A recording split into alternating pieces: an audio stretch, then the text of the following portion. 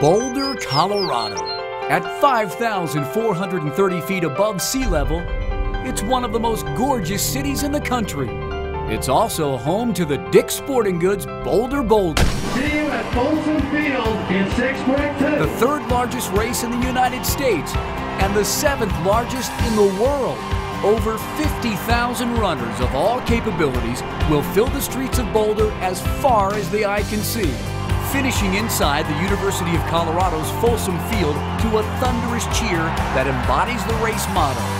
Oh yes, you can. Having the race run on Memorial Day for the past 33 years is not by coincidence. It's by design. For the 100,000 that fill the stadium, it's an opportunity to pay respect to the brave men and women who lost their lives in military service. It's a day to remember. It's also a day to build new memories. Number 10, I think, this year. 19 in a row. My first 10K ever. Last year, my sister got first and I got second. Some of us could even get Medicare. So we're very proud of ourselves. This race is so unique.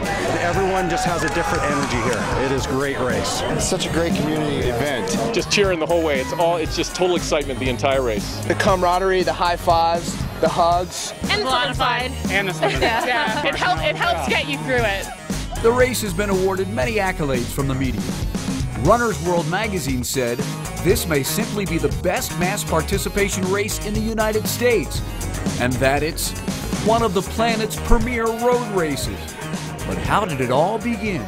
The BolderBOULDER is a road race that started in 1979, so we're in year 33, but the 34th running. It's a 10,000 meter road race that starts at the north end of town, finishes at the University of Colorado's Folsom Field, and has about 50,000 runners, mostly from the Denver metro area. The size of the race is about half the size of the population of Boulder, Colorado. I got pretty disgusted with the Little League attitude of coaches and parents, and went to see my friend Frank Shorter, who is a 72 Olympic gold medalist, and said, I think I'm going to put on a kids track meet. What do you think? And he said, why don't you put on a road race?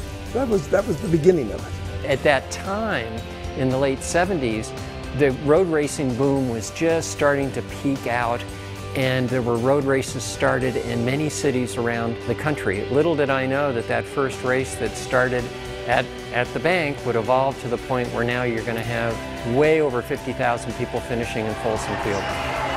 It is essentially the largest Memorial Day celebration in the United States. And so I think that's what makes it a unique event. One, it's Memorial Day, and two, it really has become a family reunion celebration in a football stadium with thousands of other people. I think it's an attitude. From the beginning, the battle cry of the race has been, oh yes you can. And the battle cry still exists today. And that's what, I suppose that's the culture of the place. That's the culture of the race. That's what we're about. Oh yes you can.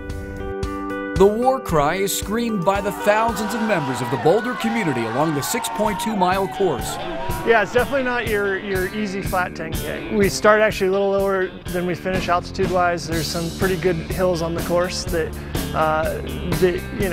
once you start to feel like you're doing well, there's probably a good hill coming to humble you a little bit. But overall, with all the spectators and the 36 different musical groups and entertainment on the course, you're so distracted from the difficultness of the course that it's just a fun experience. The starting line was moved 2 years ago to Walnut Street. And then after mile 1, you head uphill to quiet Boulder neighborhoods. Except on race day. When the runners get through the neighborhoods, they head to the hardest part of the course, mile 4. There's a hill that just comes right at that opportune time where you're feeling tired and you got a little bit left to go, but do you really charge the hill? After finishing the uphill climb, runners get to run through historic Pearl Street going into mile 5, then are rewarded by finishing at mile 6, heading into the football stadium.